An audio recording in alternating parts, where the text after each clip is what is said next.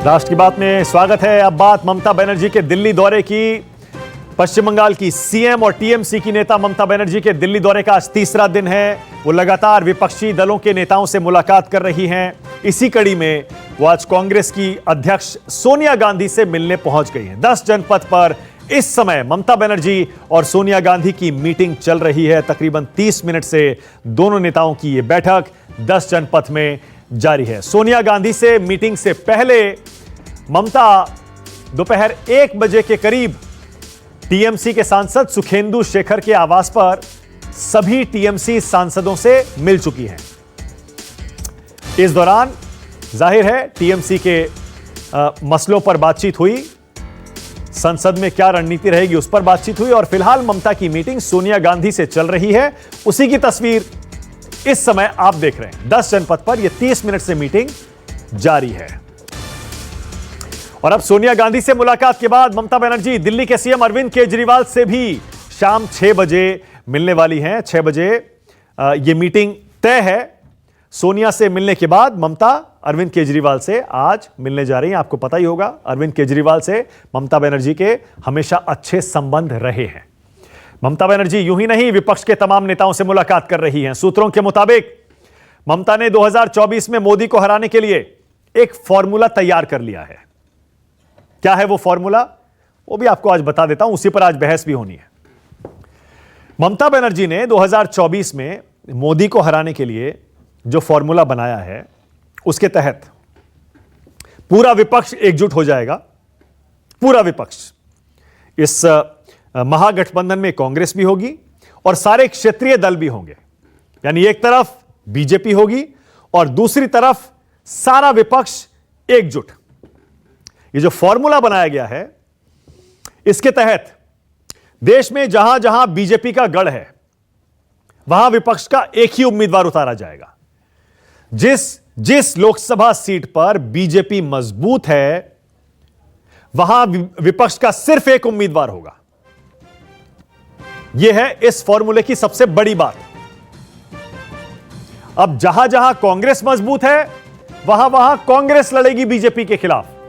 जहां क्षेत्रीय दल मजबूत हैं वहां कांग्रेस पीछे हट जाएगी और क्षेत्रीय दल लड़ेंगे बीजेपी के खिलाफ। मोदी के खिलाफ विपक्ष का साझा अभियान होगा 2024 में। यह है ममता का फॉर्मूला और ममता ने इसे नारा दिया है, नो वोट टू बीजेपी, यानी बीजेपी को एक वोट नहीं जाना चाहिए। इस फॉर्मूले के तहत कोशिश यह होगी कि लोकसभा चुनाव की लड़ाई को मोदी बनाम गांधी न बनने दिया जाए। और नेता कौन होगा विपक्ष का, इसका फॉर्मूला भी निकाल लिया गया है। नेतृत्व पर फैसला चुनाव के बाद होगा और शरद पवार पितामह की भूमिका में रहेंगे। और इस फॉर्मूले के तहत धार्मिक, भावनात्मक और राष्ट्रवाद के मुद्दों पर विपक्ष नहीं फंसेगा। इन मुद्दों का मुकाबला विपक्ष करेगा महंगाई से, पेगासस के मुद्दों से और किसान के मुद्दों से। इसके अलावा विपक्ष उठाएगा बेरोजगारी का मुद्दा और कोरोना का मुद्दा। यह है ममता का 2024 का फॉर्मूला। यानी बीजेपी को मात देने के लिए ममता ने गणित पूरा सेट कर लिया है। इसी फॉर्मूले में कुछ आंकड़े भी हैं, वो भी आपको जल्दी से बता देता हूं, जो सूत्रों से हमें यह पता चल रहा है। इस फॉर्मूले में यह अंदाजा लगाया गया है देश में 375 लोकसभा सीटें ऐसी हैं जहां बीजेपी मजबूत है या हो सकती है। 375 सीटें हैं। यहां सीधा मुकाबला कोई भी लड़ेगा तो बीजेपी से करना पड़ेगा। इनमें से 200 सीटें ऐसी हैं जहां बीजेपी और कांग्रेस की आमने सामने की टक्कर है।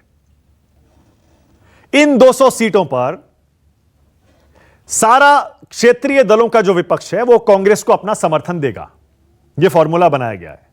यानी बीजेपी और कांग्रेस की जब टक्कर होगी आमने सामने की 200 सीटों पर, वहां एंटी बीजेपी वोट ना बटे, इसके लिए क्षेत्रीय दल कांग्रेस को अपना समर्थन दे देंगे।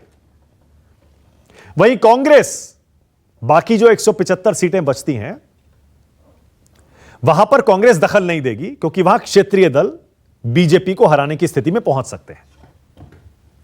अब बताया यह जा रहा है कि यह फॉर्मूला ममता बनर्जी के चुनावी रणनीतिकार प्रशांत किशोर ने तैयार किया है। इसके संकेत इसलिए भी मिल रहे हैं क्योंकि हाल ही में प्रशांत किशोर एनसीपी चीफ शरद पवार से कई बार मुलाकात कर चुके हैं।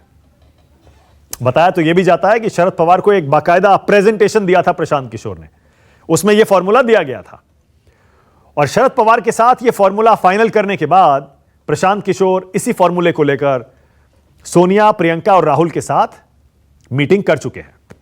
उसी मीटिंग में प्रशांत किशोर ने इस फॉर्मूले का जिक्र किया था।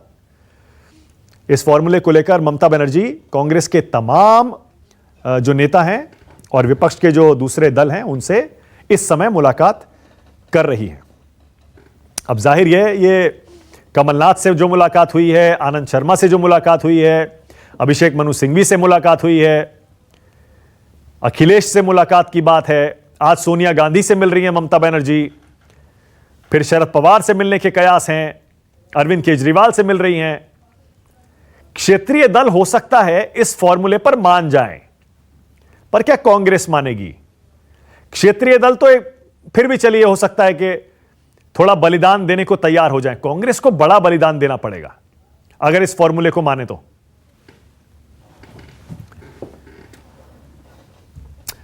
अब कल जो मीटिंग हुई है उसी की तस्वीरें भी मैं आपको दिखा रहा हूं एक बार फिर से।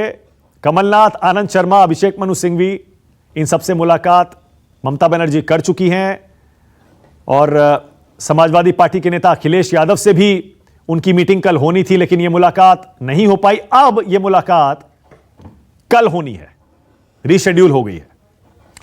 इधर पेगासस जासूसी मामले पर सरकार और विपक्ष में संग्राम जारी है। ममता बनर्जी आ रही हैं और 2024 की रणनीति बना रही हैं और यहां लोकसभा और राज्यसभा में विपक्ष लगातार जासूसी कांड के मुद्दे पर सरकार को घेर रहा है।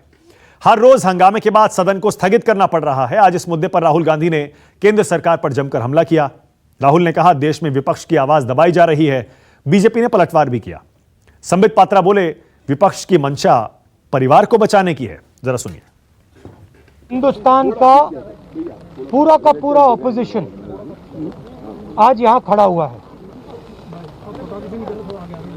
हर पार्टी के नेता हैं प्लीज, और हमें यहां आज क्यों आना पड़ा? क्योंकि जो हमारी आवाज है उसे पार्लियामेंट हाउस में दबाया जा रहा है। राहुल जी, आपने कहा कि आज पूरा विपक्ष जो है वो पूरा विपक्ष आज एक हो गया है और एक होकर ये कुछ सवाल पूछ रहा है। राहुल जी, ये तथाकथित विपक्ष एक कब नहीं था? राहुल जी, कौन किसकी आवाज दबा रहा है ये हिंदुस्तान की जनता आज टेलीविजन के माध्यम से देख रही है। सब कुछ टीवी पे आता है। ये कोविड के समय जब दूसरी लहर चल रही थी, जिस समय कई लोग अपना दम तोड़ रहे थे, ये सारे कांग्रेस के नेता ये क्या कह रहे थे? राहुल जी क्या कह रहे थे? अभी बुलाओ, विशेष सत्र बुलाओ, अभी हम कोरोना के ऊपर चर्चा करना चाहते हैं। We want to discuss about corona, we want to discuss about COVID. उस समय आप विशेष सत्र बुलाना चाहते थे। आज वास्तविक सत्र चल रहा है, उसमें एक दिन कोरोना के ऊपर चर्चा नहीं। कुल मिलाकर कहें तो तमाम विपक्ष इस वक्त सरकार को घेरने के लिए लामबंद है। राष्ट्र की बात में हमारा आज का सवाल, बंगाल मॉडल से मोदी को टक्कर देंगी ममता? दे पाएंगी? इस मॉडल पर सब राजी होंगे? और क्या पीके ने निकाल लिया पीएम का फॉर्मूला? राष्ट्र की बात में आज बीजेपी से के शर्मा आ रहे हैं, टीएमसी की तरफ से शुभंकर भट्टाचार्य और कांग्रेस की तरफ से उदित राज आज राष्ट्र की बात में शामिल हैं। एनसीपी की तरफ से क्लाइड क्रेस्टो आपकी टीवी स्क्रीन पर आ रहे हैं और संगीत रागी हैं, पॉलिटिकल एनालिस्ट हैं, दिल्ली यूनिवर्सिटी के प्रोफेसर हैं, आरएसएस के विचारक हैं। आप सभी का स्वागत है। के शर्मा आ गए क्या? उनसे शुरू कर सकते हैं क्या? के शर्मा, पहला सवाल आपसे, आप तैयार हैं इस फॉर्मूले पर विपक्ष का मुकाबला करने के लिए? पूरा विपक्ष, कांग्रेस और क्षेत्रीय दल मिलकर जहां जहां आप मजबूत हैं वहां एक उम्मीदवार उतारेगा। के शर्मा, आप तैयार हैं 1-to-1 डायरेक्ट फाइट के लिए? हम कब तैयार नहीं थे मानस जी, हम तो निरंतर तैयार हैं। लेकिन मैं जो आपने फार्मूला सुनाया, थोड़ा इको हो रहा है, थोड़ा ठीक कर दीजिएगा। हाँ। बोल दिया। हाँ। ऐसा है कि ये जो फार्मूला सुनाया, मुझे लगा कि आपने 2017 का स्क्रिप्ट जो है पुनः पढ़ दिया है। आप 2000 मानक जी उस समय भी एंकर थे और काफ़ी डिबेट आप करते थे, तो सीनियर जर्नलिस्ट भी हैं। आप 2017 का आपको घटनाक्रम याद होगा। कर्नाटका में 2018 में ये सारे विपक्ष एक हुए थे और यही राफेल का एक इशू लेकर आए थे और वहाँ पर इन लोगों ने हाथ मिलाकर खड़े होके, जहाँ सपा भी थी, बसपा भी थी, कांग्रेस भी थी, जो हमें कहते हैं कि सांप और न्योले जो कभी मिल नहीं सकते, वो सब एक जगह थे। और उन लोगों ने एक फार्मूला निकाला, बार बार इको हो रहा है तो थोड़ी दिक्कत हो रही है। मैं ठीक कराता हूं, आप उसको बोल दीजिए। हाँ, मैं ठीक कराता हूं। हाँ, उस समय जिस तरह का अदृश्य देखने को हमें मिला था कर्नाटक में, बेंगलोर में, इसके बाद फिर 2018 में सेम दृश्य हमने कलकत्ता में भी देखा और वहां भी लोगों ने हाथ मिलाया था और इसी तरह से चर्चाएं निकली थी कि ऐसे सीट होंगे, ऐसे सीट होंगे, यहाँ ये नहीं लड़ेगा, वहाँ वो नहीं लड़ेगा। और फिर उसके बाद जब हम 2019 तक आपके मीडिया के लोग ही पूछते रहे कि क्या हुआ, क्या हुआ, कहाँ चले गया, तो ये लोग कहते थे नहीं हम तो लड़ रहे हैं, पूरे देश भर में विपक्ष में लड़ रहे हैं। तो भाजपा के विपक्ष में तो सब लड़ ही रहे थे। नहीं, लड़ रहे थे, आप सही कह रहे हैं। अब मैं आपसे सहमत हूं, सब कह रहे थे एक हो जाएंगे, लेकिन एक हो नहीं पाए थे। आप सही कह रहे हैं, लेकिन इस बार ऐसा लग रहा है प्रशांत किशोर ने एक फॉर्मूला निकाल दिया और ममता बनर्जी उस फॉर्मूले को लेकर सबके पास जा रही हैं और इस बार ऐसा लग रहा है कि कोई ना कोई ऐसा फॉर्मूला निकलेगा। आपको विपक्ष के एक साझा उम्मीदवार से हर सीट पर लड़ाई लड़नी पड़ेगी। के शर्मा, आप जिस गठबंधन को यह सोच रहे थे एक कभी बन ही नहीं पाएगा, इस बार ऐसा लग रहा है अगर हर सीट पर एक उम्मीदवार आ गया, डायरेक्ट फाइट हो जाएगी आपकी 375 सीटों पर। आप तैयार हैं उसके लिए? मानस जी, उस स्क्रिप्ट में आप एक बात भूल गए। 2017 और 18 में आपको ध्यान होगा उस समय नोटबंदी का एक इशू हुआ था और नोटबंदी के समय यही ममता बनर्जी, आपको याद है, पूरे देश भर में घूमी थी और दिल्ली के तो चौक चौराहों में लोगों ने अंडे भी फेंके थे इनके ऊपर, वही केजरीवाल और ये जब वहां गए थे रैली करने के लिए। ऐसे ही ये लखनऊ में भी गई थी रैली करने के लिए। तो आपको ध्यान होना चाहिए। तो आप इस स्क्रिप्ट को बता, उस समय भी यही सब फार्मूला बने थे। हमें खुशी है, मुझे प्रसन्नता है। हमें तो चाहिए कि एक ऐसा विपक्ष हमारे सामने हो जिससे हमें टकराने में अच्छा लगे। हम तो उसके लिए प्रसन्न हैं और अच्छा भी लगे, लेकिन विषय ये नहीं है। विषय तो आज ही दिख गया। मात्र आज के, मैं आज की तुलना कर देता हूं आपसे। यदि ये इतने एक थे तो आज राहुल गांधी के उसमें बैठक हुई है ना, कितने दल पहुंचे? क्या टीएमसी उस बैठक में थी? टीएमसी उस बैठक में थी? अकाली दल उस बैठक में थे? क्या था? आज ही टीएमसी जो है, परसों से, जिस दिन से ये पता लगा है कि ममता बनर्जी दिल्ली आने वाली है, राहुल गांधी एक्टिव हो गए। वो ट्रैक्टर में चढ़ गए, वो भीगते हुए बारिश में जो है प्रेस करने उतर गए, जो मिले उसको बुला के अपनी तरह से अलग से बैठक चालू कर दिए। तो ये तो आपकी विपक्ष का आपको चेहरा से इसी में दिखने को नहीं, लेकिन आपको पता है ममता और सोनिया की मीटिंग चल रही है। ऐसा नहीं है कि ममता और मतलब कांग्रेस और टीएमसी में कोई रिश्ता खराब है। मीटिंग चल रही है ममता और सोनिया की। तो मुझे मानक जी इतना बता दीजिए ना कि आज के 14 लोगों के विपक्षी दलों में क्या ममता जी विपक्षी नहीं थी? हाँ।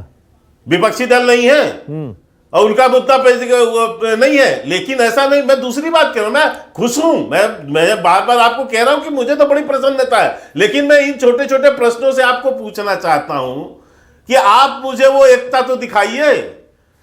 और दूसरी बात, मुझे ये भी बात की खुशी होगी कि कम से कम वो उनसे मिलने गई हैं, सोनिया जी से। वो राहुल से तो नहीं मिलती हैं, प्रियंका से भी नहीं मिलती। वो पहले से वो कहती है कि इनका तो अभी इनको बहुत सीखना है। ये तो बयान उनका सामने है, सबके सामने।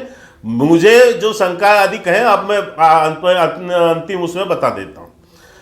वो जिस तरह से वो सोनिया गांधी से मिलने से पहले कमलनाथ से, आनंद शर्मा से, अभिषेक मनु सिंघवी से अलग अलग मिली हैं, मुझे लगता है। और साथ में जो ये लोग G23 के जो मेंबर हैं, ये उन्हीं लोगों के प्रतिनिधित्व से मिली हैं।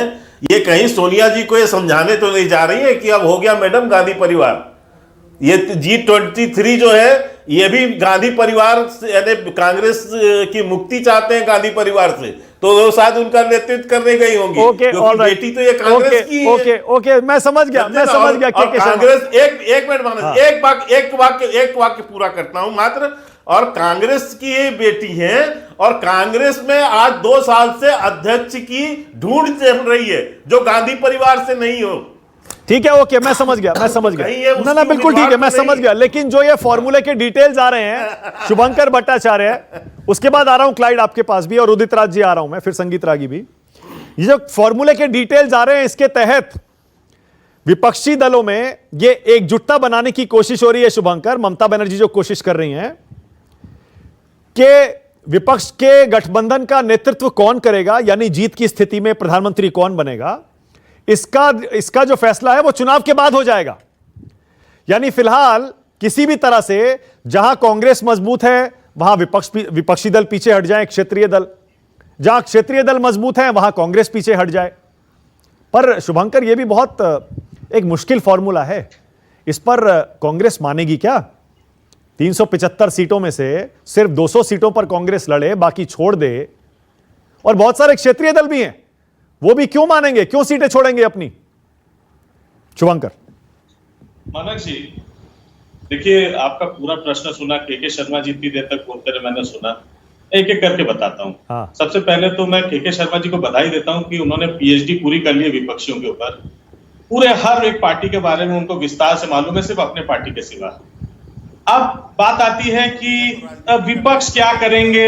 अब देखिए, फिर के शर्मा, इतना क्यों आप आतुर रहते हैं साहब? मैंने सुना ना आपको। हाँ, बोलिए। आपका कमेंट मेरे ऊपर व्यक्तिगत है। मानस जी, मैंने इन्होंने कहा पीएचडी कर लिया है, मैंने कहा कि अरे भाई विपक्ष को नहीं जानेंगे क्या?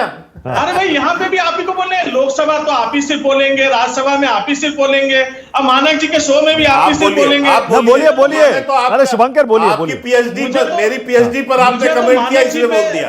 आगे बोलिए। मुझे कोई थोड़ा सा, मुझे तो आप पर भी मानक जी थोड़ा तरस आता है। एक टाइम पे मैं शो में आया करता था जहां आप प्रश्न पूछा करते थे, लेकिन आज के दिन आपसे प्रश्न पूछा जाता है।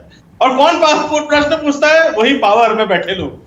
तो सत्ता पर किसी से भी प्रश्न पूछ सकता है, विपक्ष प्रश्न नहीं पूछ। आइए मुद्दे पे आइए। हाँ। अब मुद्दे पे आता हूं। आपने मुझसे कहा कि मैं पहले पूछूंगा, सर ये सन कौन सा चल रहा है?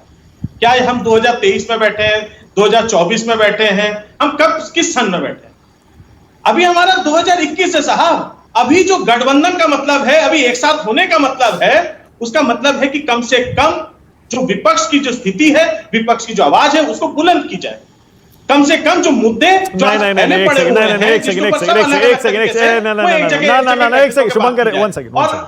सेकंड रुकिए ना, अरे रुकिए ना, अरे इतना डाउन प्ले मत करिए, अपनी नेता की बात को मत काटिए ना, आप अपनी ही नेता की बात को काट रहे हैं। ममता बनर्जी ने क्या कहा, मैं आपको याद दिला रहा हूं, बात तो पूरी सुनिए। मैं आपको याद दिला रहा हूं। ममता बनर्जी ने कहा नाउ और नेवर। वो कहती हैं कि चुनाव से 6 महीना पहले गठबंधन की बात करके हम बीजेपी को नहीं हरा सकते। ये उनके शब्द हैं, आपके नेताओं के शब्द हैं। इसीलिए अगर 24 का चुनाव है, अभी 21 में तैयारी करनी पड़ेगी। और इतने बड़े बड़े जो कुर्बानियां आप मांग रहे हैं सभी दलों से, उसके लिए अभी से सबको तैयार करना पड़ेगा। 6 महीने कोशिश करेंगे, पहले चुनाव से कोई तैयार नहीं होने वाला है। सर मानक जी, क्या होता है कि जब हम लोग सेलेक्टिव स्टडी करेंगे किसी बात की, तो हम लोग वहीं फंसे रह जाएंगे। लेकिन क्या हमने ये लाइन नहीं पढ़ा?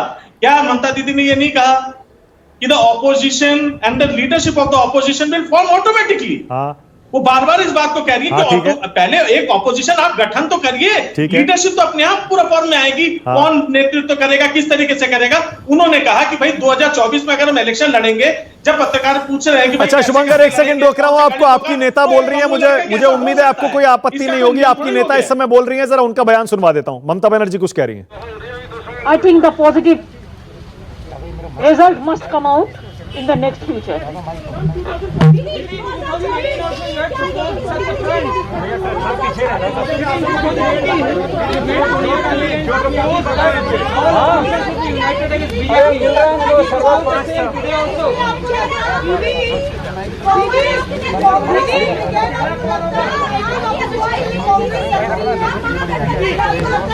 देखिए, बीजेपी को हराने के लिए सबको एक होना जरूरी है।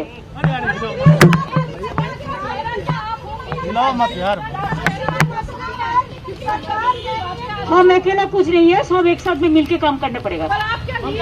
भैया ये हाथ हटाना है, कैमरा हम थोड़ा लीडर है, हमका कैडर है, ऑडियो आ जाएगा। हम तो रोड का, हम तो स्ट्रीट का आदमी है। टीवी 18 हाथ ऊपर कर यार, मेरी ऑडियो तो जाएगा, फिर वीडियो नहीं दे।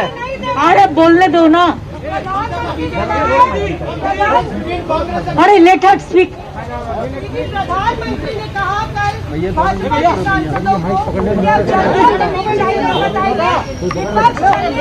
हाथ तो हटा तो गुरु, मुझे भी तो देखने दोगे। तो पेगासस का रिप्लाई क्यों नहीं दे रहा है गवर्नमेंट? पेगासस का रिप्लाई तो देना चाहिए। ये तो जनता नहीं जानने चाहता है। जनता को जानने के लिए सबसे ज्यादा लोकसभा होता है, जो पब्लिक कौन सा हमारा पार्लियामेंट है, राज्यसभा है। अगर लोकसभा राज्यसभा में पॉलिसी डिसीजन नहीं अनाउंस होता, अगर डिस्कशन नहीं होता, तो कहाँ पे चर्चा होगा? ये चर्चा चाय पे दुकान में नहीं होता है, ये चर्चा पार्लियामेंट में होता है। ओके, तो ममता बनर्जी देखिए पत्रकारों के सारे सवालों के जवाब नहीं दिए, लेकिन बोली बीजेपी को हराना है, ये मकसद है। ओके, तो उदित राज जी अब आपके पास आ रहा हूं। सोनिया गांधी से मुलाकात जो हुई, के शर्मा जो कह रहे थे वो राहुल गांधी से नहीं मिलती है, वो बात भी गलत साबित हो गई, क्योंकि सोनिया गांधी से जब ममता की मुलाकात हुई वहां राहुल गांधी भी मौजूद थे। मैं के शर्मा आपकी जानकारी के लिए बता दूं। उदित राज जी, क्या बातचीत हुई होगी तो मैंने मानक सोनिया जी और ममता जी की इस मीटिंग में? मानक जी एक मिनट, देखिए, एक बहुत ज्यादा बोलने का समय दिया है। अब हम हमसे पूछ रहे थे, शुरू कर दिया इन्होंने। हाँ बोलिए उदित राज जी, बोलिए। ये 15 लाख रुपए हर व्यक्ति को मिलेगा, झूठ बोलकर के सत्ता में आए। 2 करोड़ रोजगार हर साल मिलेगा, झूठ बोल के सत्ता में आए। 100 स्मार्ट सिटी बनाएंगे, झूठ बोल के सत्ता में आए। ये झूठ बोलने वाले ही हैं। हम संसद को चलने देना चाहते हैं। आप पेगासस के ऊपर क्यों नहीं चर्चा करा लेते? ब्रिटेन है या कई और देशों में जहां जासूसी पेगासस स्पाईवेयर का हुआ, वहां की सरकारों ने ऑर्डर कर दिया है, जांच किया है। अब पार्लियामेंट में जब आप राफेल पर डिस्कस नहीं करने देंगे, जेपीसी नहीं बैठाएंगे, पेगासस पर आप चर्चा नहीं करने देंगे, तो कौन सा रास्ता? आपने रास्ता छोड़ा ही नहीं। एक बात। दूसरी बात है, 375 सीट हो या 400, ये एक्सरसाइज करने का अधिकार हमारा है, इनका भी अधिकार है जो ये करते हैं। जब चुनाव हो जाता है, जिस दिन हार जीत हो जाती है, दूसरे दिन से ये बूथ की कमेटी का बैठना शुरू कर देते हैं। ये तमाम लोगों से ये भी गठबंधन केरला में किया है, तमिलनाडु में किया है, ये भी समीकरण बैठाने लगते रहते हैं। तो वही विपक्ष कर रहा है, तो उसमें कौन सी बड़ी बात है? ये तो साधारण प्रक्रिया है, होना भी चाहिए। कि उसके ऊपर मजाक उड़ाना कि 19 में भी बैठे और ममता जी यहाँ आई, केजरीवाल जी के लखनऊ में गई, ये कोई भाषा है बोलने का? ये राजनीतिक प्रक्रिया है, राजनीतिक प्रक्रिया हम कर रहे हैं। ये मजबूर करते रहे जो संसद न चलने के लिए, संसद नहीं चलने देने चाह रहे। पेगासस के ऊपर क्यों नहीं चर्चा करा दी? हर देशों ने आदेश कर दिया है इंक्वायरी का, कल पार्लियामेंट चलने लगेगी। क्यों? कोविड की बात अभी पात्रा जी को मैं सुन रहा था कि कोविड के दौरान और अप्रैल और मई में जब इस देश में सरकार नाम की चीज 25-30 साल नहीं थी, 25-30 दिन नहीं थी, और लोग ऐसे मर रहे थे कि जैसे कोई टपक रहा हो, आम टपक रहा हो। एकदम हॉस्पिटल के सामने धड़ाधड़ मर रहे थे, हर जगह मर रहे थे। सरकार कहीं नहीं थी, रेमडेसिविर कहीं नहीं था, बेड नहीं था। साल भर ये मोदी जी चुनाव प्रचार में लगे थे, ऑक्सीजन नहीं दे पाए। और जबकि DMA management authority, disaster management authority के चेयरमैन, डिजास्टर मैनेजमेंट अथॉरिटी जब ये रूल लागू हो जाता है, स्टेट गवर्नमेंट के भी सचिव हो जाते हैं। ऑक्सीजन का परमिशन कौन देगा? केंद्र सरकार देगी। वैक्सीनेशन का परमिशन कौन देगा? केंद्र सरकार देगी। इंपोर्ट एक्सपोर्ट का केंद्र सरकार दे। मॉडर्ना को ये नहीं आने दिए, फाइजर को ये नहीं आने रहे, स्पुतनिक को नहीं है। अच्छा उदित राज जी, वैक्सीन के आपने देखिए आपने सारे मुद्दे उठा दिए। नहीं, एक सेंटेंस जो उन्होंने कहा कि किस पर बात नहीं हो रही है, कोविड तो चला गया, जो करंट बात होगी उसी पर तो होगा, किसान के मुद्दे पर होगा, पेगासस के ऊपर होगा। ठीक है, ओके, ऑलराइट, केवल झूठ ही बोलते हैं। ठीक है, ओके। मेरा सवाल उदित राज जी ये था, क्या कांग्रेस पार्टी इतना बड़ा त्याग करने को तैयार होगी कि देश की 545 सीटों में से सिर्फ 200 सीटों पर वो चुनाव लड़े और बाकी सीटें क्षेत्रीय दलों के लिए छोड़ दे, अगर साझा उम्मीदवार उतारना है बीजेपी के खिलाफ? देखिए ऐसा है, ये है आरंभिक प्रक्रिया और चर्चा। कल क्या होगा वो देखा जाएगा।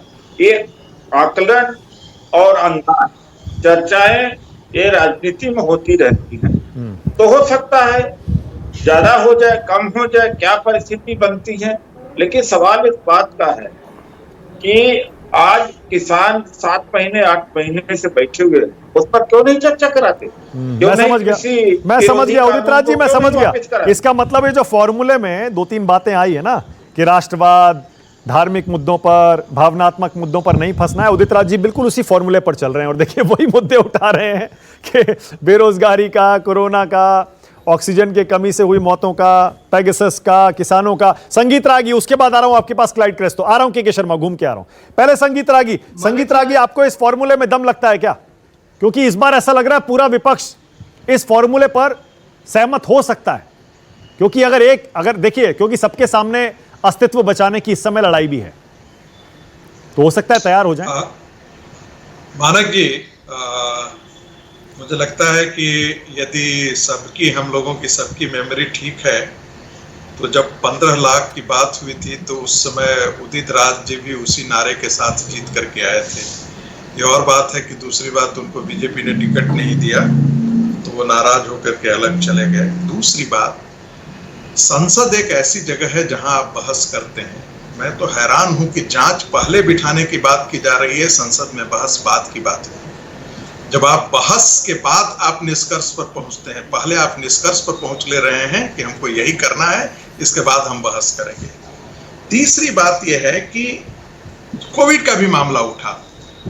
दुनिया से बड़े देश जिनका इंफ्रास्ट्रक्चर, मेडिकल इंफ्रास्ट्रक्चर हमसे बेहतर था, हमने उनसे बेहतर काम किया है। 300 मिलियन की आबादी वाला अमेरिका भी 4 लाख अपने लोगों को जान गंवाया है और 1500 मिलियन का भारत भी 4 लाख आबादी में जान गंवाया है। तो हमको सबसे पहले ये देखना पड़ा कि जब ये लोग ऐसी बातें करते हैं तो हम तो राहुल गांधी से ही सवाल करते हैं, आप अपने ननिहाल को ही जरा देख लेते हैं, जहां आप हमेशा दौड़ करके नानी और मौसी के पास जाया करते हैं, जरा वही देख लेते कि वहां की हालत कैसी थी।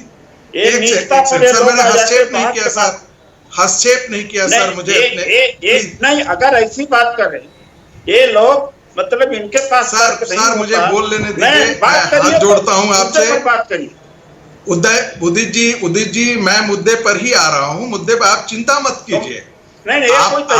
आपसे सवाल पूछा गया था राजनीति पे, आपने दाएं बाएं सारे 15 लाख पर आप आ गए बात, तो मैंने भी चूंकि आप बोले, एक सेकंड संगीत रागी को बोलने दीजिए। देखिए ऐसे नहीं बोलने दीजिए। संगीत रागी का नंबर है, उनकी अपनी बात पूरी करने दीजिए। हाँ बोलिए संगीत रागी।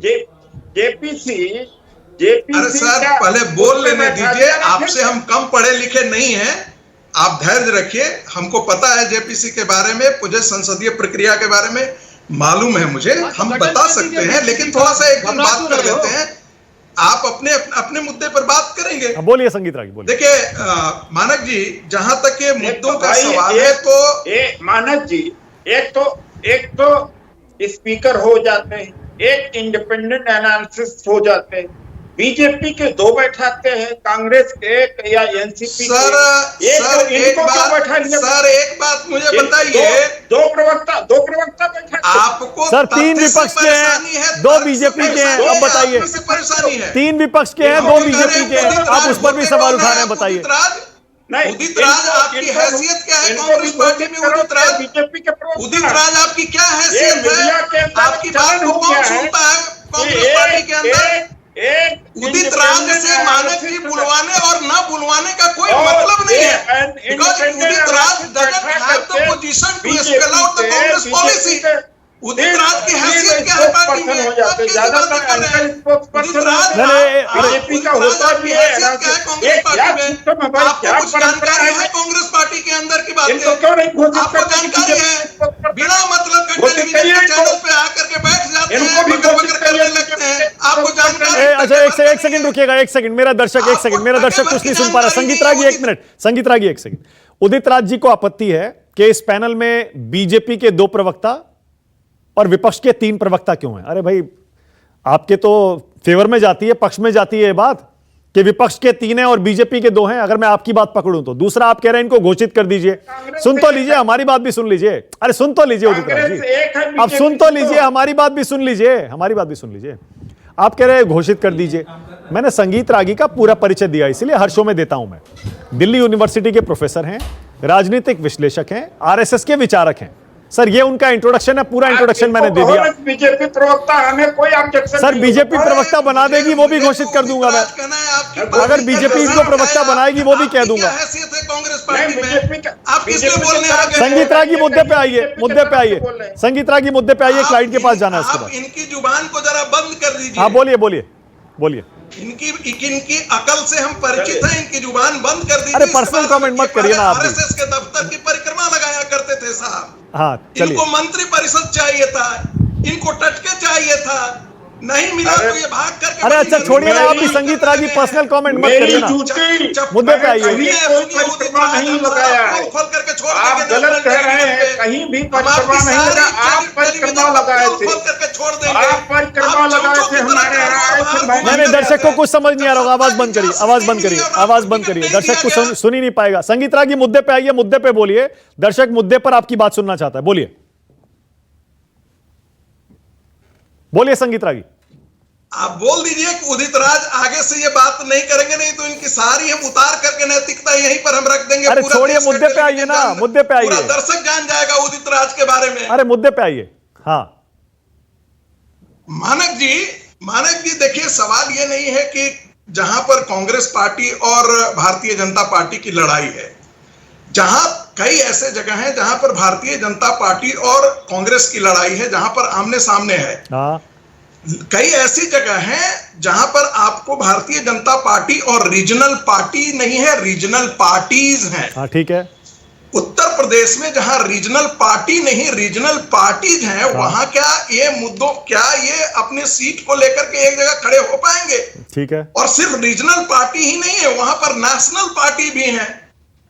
कोई भी पॉलिटिकल पार्टी अपने स्पेस को, अपनी जमीन को दूसरों को नहीं देती है, वो अपनी मजबूती के लिए लड़ती है। कोई आज के दिन में यदि समाजवादी पार्टी उत्तर प्रदेश में बीएसपी के लिए यदि 2 गज भी जमीन छोड़ती है तो समाजवादी पार्टी के राजनीतिक अस्तित्व का संकट खड़ा हो जाएगा। मैं समझ गया। वैसे ही यदि बीएसपी यदि जमीन छोड़ती है, ओके मैं समझ गया, क्लाइंट को लाइए। ओके उसके राजनीतिक संकट खड़े हो ओके बिल्कुल ठीक है। All right. यदि सीपीएम यदि अपनी जमीन तृणमूल कांग्रेस के लिए छोड़ती है तो सीपीएम अभी ही साफ है, आने वाले दिनों के लिए हमेशा के लिए। Okay client Crasto. एक अंतिम बात नेशनल कॉन्फ्रेंस में बात करता हूं। शरद पवार भीष्म पितामह नहीं हो सकते हैं। भीष्म पितामह के साथ एक नैतिक बल था। शरद पवार को एक माफिया के तौर पर महाराष्ट्र की राजनीति में लोग ये जानते हैं। एक प्रकार के कितने जो एग्रीकल्चर माफिया, सिंचाई माफिया, ये सारे कमीशन के तौर पर ये बहुत बड़े ये इसको कहते हैं ना मानक जी, मैं इसका आक्षेप लेता हूं। ये जो शब्द वापस ओके ऑल राइट। नहीं संगीत रागी अगर उनका दिमाग खराब हो गया है तो वो जाकर लड़े कहीं और पर, इसका लीगल बाइंडिंग होगा। ये शब्द का जो प्रयोग कर रहे हैं उससे बोलिए कि वो शब्द वापस ले, नहीं तो इसका लीगल बाइंडिंग होगा।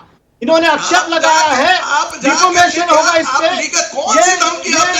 एक मिनट आवाज बंद करिए, एक मिनट आवाज बंद करिए, आवाज बंद करिए, एक सेकंड आवाज बंद करिए। ओके क्लाइंट मैं आप ही को मौका दे रहा हूं बोलने का, मेरी बात सुन लीजिए। मैं बिल्कुल आपके साथ हूं इस पर, और संगीत रागी ने शरद पवार के लिए जिन शब्दों का इस्तेमाल किया, मैं खुद को, अपने शो को, अपने चैनल को इस कमेंट से बिल्कुल अलग करता हूं। आपको कानूनी कार्रवाई करनी है क्लाइंट क्रेस्टो, आप कर सकते हैं। क्लाइंट बोलिए। नहीं देखिए मानक जी, सबसे पहले तो आपके शो पर हम आते क्योंकि ये शो जो है इसमें डिसेंसी होती है, ओके, और इसमें कहीं ना कहीं एक कल्चर होता है, इसलिए हम ये शो पर आते हैं। लेकिन अगर इस तरह के इंसान अगर बात करेंगे तो आप हमें मत बुलाया करें। क्यों? हम किसी से डरते नहीं। आप 1 बीजेपी और 4 बीजेपी का समर्थक लाइए, हमें कोई फर्क नहीं पड़ता। और आपके ऊपर आक्षेप नहीं लगा रहा हूं, मैं सिर्फ कह रहा हूं। देखिए इनका वॉल्यूम बंद कर दीजिए। संगीत रागी आपको मौका दिया मैंने, प्लीज उनको बोलने दीजिए। मैं क्लाइंट को सबसे आखिर में मौका दिया, उनको भी हक है बोलने का। बोलने दीजिए। सिर्फ ओनली क्लाइंट सिर्फ क्लाइंट बोलेंगे। बोलिए क्लाइंट बोलिए। प्रोफेसर है तो ये शर्मनाक बात है कि इस तरह के प्रोफेसर कहीं सिखाते हैं। हमारे देश के बच्चे क्या सीखेंगे मुझे समझ लग रहा है, अगर इस तरह के प्रोफेसर है तो। मैं आपसे एक ही कहना चाहता हूं मानक जी कि आपके शो पर हम एक अच्छा पॉलिटिकल डिबेट करने आते हैं, इस तरह की रस्ते की भाषा करने नहीं आते। और मैं इस तरह की रास्ते की भाषा नहीं करूंगा। अभी आप सवाल करिए, मैं सिर्फ आपको जवाब दूंगा। और ये जो शब्द इन्होंने कहा है उसे वापस लेने कहिए, नहीं तो फिर इसका लीगल बाइंडिंग हो, मैं बाद में आपसे बात करूंगा। ठीक है, ओके, आप सवाल करिए। हाँ, मेरा सवाल बड़ा सीधा है क्लाइड, ये जो फॉर्मूला बनाया है, क्या वाकई रीजनल पार्टीज इस फॉर्मूले पर सहमत हो पाएंगी? कांग्रेस की बात तो उदित राज ने कर दी, एनसीपी शरद पवार इस गठबंधन के नेता या भीष्म पितामह बनने की ये जो प्लानिंग है, जो फॉर्मूला है, इसके तहत ये बात सामने आ रही है, पर क्या वो मना पाएंगे रीजनल पार्टीज को? देखिए मानक जी, अभी मैं आपसे बात कर रहा हूं तो इसके एकदम ठहराव से बात करूंगा। देखिए मानक जी, ये जो फॉर्मूला जो बता रहे हैं, या आप जो भी कुछ बता रहे हैं, ये तो आपके सूत्र बता रहे हैं ना। ये कहीं पर भी आपको ऑन रिकॉर्ड यहाँ कुछ चीजें किसी ने अनाउंसमेंट किया, ठीक है, राजनीति है, ऑपोजिशन का भी काम होता है, या सत्ता में भी जो हमारे ऑपोजिशन है उनका भी काम है अटकलें लगाना, ठीक है, इट्स फेयर प्ले। राजनीति में तो ये होते रहेगा, लेकिन ओछे बातें करने वाले राजनीति के कहीं पर भी अस्तित्व नहीं रहता। मेरा कहने का मतलब ये है कि अगर आप अटकल लगाइए, लेकिन लोकतंत्र में विपक्ष का क्या काम है? विपक्ष का यही काम होता है ना कि जो सत्ता में हो, अगर वो गलती करे या कुछ करे, वो उनके खिलाफ बात करे, ठीक है, और वो विरोध में रहे। क्या ये लोकतंत्र में विपक्ष का ये काम है कि जो सत्ता में आए कि उसकी वाहवाही करते रहे? बिल्कुल तो नहीं। वो तो अगर एक होकर आ रहे हैं और एक होकर कुछ कर रहे हैं, और अगर हमारे आदरणीय शरद पवार साहब को कोई भीष्म पिता कह रहे हैं और कोई आदर दे रहे हैं, तो आदर का तो हम स्वीकार करते हैं और सर आंखों पर। और अगर किसी को वो स्वीकार नहीं होता, उनको दुख हो रहा है, तो कोई बात नहीं, हमें नहीं, एक सेकंड क्लाइड, ओके, अब मैं सवाल पर आता हूं। सवाल ये है, इस फॉर्मूले के तहत शरद पवार को जो भीष्म पितामह बताया जा रहा है या बनाया जा रहा है, उसके पीछे की खबर यह है कि शायद शरद पवार हो, ममता बनर्जी हो, इन दोनों को ऐसा लगता है कि अगर बीजेपी को हरा दिया सबने मिलकर इस फॉर्मूले पर कि भाई प्रधानमंत्री बाद में तय कर लेंगे, तो बाद में शरद पवार भी पीएम बनना चाहते हैं, ममता बनर्जी भी पीएम बनना चाहती हैं। देखिए मानक जी, भीष्म पिता मानते हैं उन्हें, उनका आज जो पॉलिटिकल स्टैचर है, लोग मानते हैं उनको, उनका जो ज्ञान है, ये तो आप भी स्वीकार करते हैं और सब स्वीकार करते हैं कि उनका जो एक्सपीरियंस है, इतने साल उन्होंने निकाला है, उनके पास अगर आकर कोई सलाह मशवरा करते, वो देते हैं, और वो ठीक है। और दूसरी बात है, संविधान में और लोकतंत्र में क्या है कि जो विधायक चुनकर आते हैं, वो अपना नेता चुनते हैं, ठीक है, तो उसमें गलत क्या है? ठीक है, उसमें गलत क्या है मेरे बता? अगर संविधान के हिसाब से चलता, अगर लोगों को संविधान नहीं पसंद है, संविधान बदली करना है, तो वो अपने अरे नहीं भाई, लेकिन जब मिलीजुली सरकार बनाने की कोशिश होती है ना, तब सारे एमपी अपने अपने नेता को चुनना चाहते हैं। एक नेता कभी नहीं चुन पाते। एक पार्टी के एमएलए और एमपी तो अपना नेता चुन लेंगे, लेकिन जब बहुत सारी पार्टियां मिलकर एक गठबंधन बनाती हैं, तब दिक्कत होती है। मानक जी, भारत के गणतंत्र के इतिहास में पहले भी ऐसे हुआ है, ऐसे प्रधानमंत्री भी हुए हैं, तो उसमें इतिहास तो गवाह है। ओके, इतिहास गवाह है, आगे भी इतिहास गवाह रहेगा, तो उसमें कौन से दुख किसको होता है, तो होने दीजिए। ठीक है, के शर्मा आप बोलिए। के शर्मा, अब आप समझ गए, फॉर्मूला बड़ा क्लियर है, सारी पार्टियां त्याग करने को तैयार हैं। अगर ये मान जाएं इस बात पर कि हम चुनाव बाद तय कर लेंगे नेता कौन बनेगा, तो फिर तो आपके लिए दिक्कत है। साझा एक उम्मीदवार विपक्ष का, आपको उसका सामना करना पड़ेगा। देखिए मानक जी, आपके डिबेट में ही एक प्रसंग आ गया और उसी में तो स्पष्ट हो गया कि जब इन्होंने, आप ही ने कहा कि भाई उदित जी से कि 3 आपके विपक्षी के दल के लोग बैठे हैं, एक भाजपा के हैं, एक आरएसएस के समर्थक हैं, तो उदित जी ने तो वही नकार दिया ये कह के कि हमारा क्या इनसे, वो तो मानने को तैयार नहीं है कि इनके साथ हैं वो, तो वहीं पर ही दोनों को, टीएमसी और एनसीपी के प्रवक्ता को किनारे लगा दिया। तो आप तो यही समझ सकते हैं, मैं इससे ज्यादा क्या उदाहरण दूं। लेकिन मैं तब इशू पे आता हूं। मैंने तो बताया कि यहीं पर दृश्य सामने आ गया था। अब मैं दूसरा आपको दिखाता हूं। दीपांकर जी ने, नहीं दीपांकर जी, मैंने बीच में नहीं बोला, शुभंकर जी ने एक बात बोली। हाँ, शुभंकर जी ने एक बात कही कि साहब इन्होंने मैं बहुत आवश्यकता नहीं है, आपने अपना प्रवचन दे लिया, मैं समझ चुका हूँ आपका प्रवचन। तो इसमें शुभंकर जी ने जो बात कही कि के जी ने पीएचडी की है, तो है ना, तो मैंने कहा कि इसलिए आवश्यकता होती है कि देखिए, हम जागरूक सत्ता पक्ष हैं, हम अपने विपक्षियों को समझना चाहते हैं, हम किसी को कमजोर नहीं समझते हैं शुभंकर जी, इसलिए हम अच्छी एनालिसिस आप लोग की रखते हैं, और तभी तो आपको इतिहास दिखाते हैं, आईना भी दिखाते हैं, ताकि आपको समझ आए आपको अपना इतिहास। बाकी तो हम तैयारी में हैं, हमें कोई दिक्कत नहीं। मानक जी, एक अच्छी बात तो पहले ही लाइन में आपने कह दी थी कि जो है बोलिए ना इस बात को। अरे अब आपको इसकी चिंता काहे नहीं एनडीए रहेंगे? ना मैं तो विपक्ष की बात बोला। आप मानक जी इनको थोड़ा बंद कराइए ना, ये एनडीए का तो कोई इशू नहीं आया इसमें, तो ये कहां से उछल रहे हैं? मानक जी आपने एक लाइन बहुत अच्छी कही थी, उसको मैं रिपीट कर रहा हूं। और उंगलियां उठा ममता बनर्जी ये कह रही हैं कि साहब मोदी बनाम हम गांधी नहीं बनने देंगे। तो इससे आप मंशा समझ सकते हैं, मोदी बनाम हम गांधी नहीं बनने देंगे, तो गांधी को तो पहले माइनस कर दीजिए आप, और यदि गांधी नहीं तो कांग्रेस कहां? अब इसमें एक दो चीज बात आती है, जो आप समीकरण की बात आप बोले, यदि ये स्थिति है तो आप एक आकलन कीजिए, क्या राजस्थान में कोई पार्टी चुनाव लड़ सकती है कांग्रेस के अलावा? क्या मध्य प्रदेश में कोई और पार्टी चुनाव लड़ेगी? स्पष्टता से छोड़ दिया जाएगा। क्या छत्तीसगढ़ में, वहां भी कोई पार्टी नहीं है, डायरेक्ट होगा। हरियाणा में हमारे साथ डायरेक्ट होगा, ठीक है।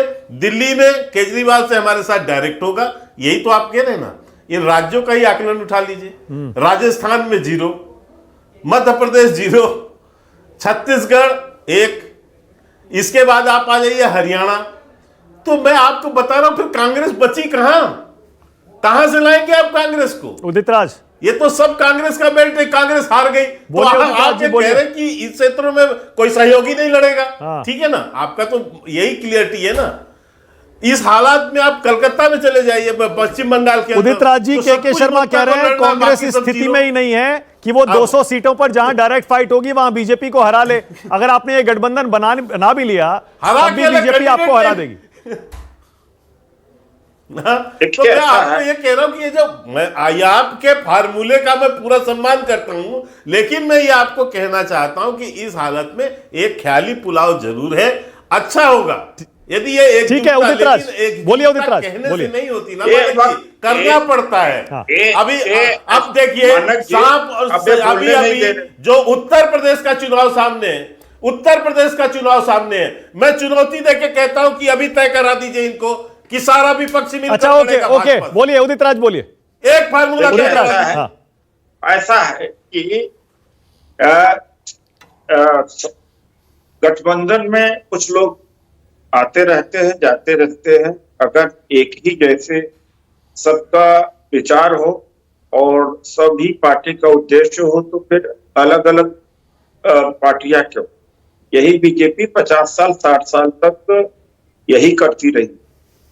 वक्त की हेरा फेरी न मेरी है न तेरी है। अभी चूंकि वक्त इनके साथ में है, तो आने वाले दिनों में फिर से वही इनका हालत होगा जो 60 साल तक इनका हालत रही। कि जो हालत इस देश में इन्होंने पैदा कर दिया है और जो घमंड पैदा कर दिया कि ये नहीं हो सकता, वो नहीं हो सकता, ये नहीं हो सकता, वक्त सबका आता है, वक्त आएगा। ओके, ऑलराइट, मेरे पास टाइम खत्म हो गया। संगीत रागी 10 सेकंड आपको दे सकता हूं। संगीत रागी, आप उंगली उठा रहे थे, जीतने वाले थे। संगीत रागी, मेरा मानना है कि यदि विपक्ष एक साथ खड़ा होता है तो निश्चित तौर पर यह भारतीय जनता पार्टी के पक्ष में ही जाएगा। और देखिए, इस देश से राष्ट्रवाद का मुद्दा खत्म करने का मतलब बंगाल में जिस ढंग से हमने रेडिकल इस्लाम को खड़ा होने की जमीन दिया है, वो उत्तर प्रदेश में कल खड़ा होगा, वो कल बिहार के सीमावर्ती क्षेत्रों में खड़ा होगा, और आने वाले दिनों में एक कश्मीर नहीं, इस देश में कई कश्मीर खड़े हो जाएंगे। आपने बंगाल पर निशाना साधा है, मुझे शुभंकर को 10 सेकंड देना पड़ेगा। शुभंकर भट्टाचार्य चाहे जो करते रहे, 10 सेकंड शुभंकर। बदजबानी के लिए ही रहिएगा आप। रागी साहब, आप एक बहुत बड़े प्रोफेसर हैं, लेकिन आप फेमस होंगे बदजबानी के लिए, इसके आगे आपकी कोई राजनीति नहीं है। फिलहाल मैं आपको एक बात जरा बता दूं कि बहुत अच्छा, मैं के शर्मा जी और इन दोनों को एक बात बता दूं, ये सारी बातें क्यों आती है मानक जी पता है? क्योंकि भाजपा ने एनडीए में एक बड़ी मेजॉरिटी में थी, तो इसलिए बड़े आसानी से इनकी लीडरशिप तय हो पाए। लेकिन कल के दिन में जब भाजपा का अपना जब वोट श्रृंखला जब इस पे से गिरेगा, जब उनके नंबर आजू बाजू में गिरेंगे, तो फिर यही जो प्रश्न आज आप हमसे पूछ रहे हैं, ये प्रश्न शिफ्ट बिल्कुल पूछूंगा मैं, बिल्कुल मेरा वादा है। देखिए, मैं इस पर मैं वादा कर रहा हूं शुभंकर आपसे। जाहिर है, अगर एनडीए में बीजेपी कमजोर हो गई और नेतृत्व को लेकर संकट खड़ा हो गया, तो यह सवाल पूछा जाएगा, कौन प्रधानमंत्री बनेगा और क्यों बनेगा। जब बिहार में हुआ था तब भी हमने ऐसे ही पूछा था कि नीतीश एक कमजोर मुख्यमंत्री बनने जा रहे हैं क्योंकि उनकी पार्टी छोटी पार्टी हो गई।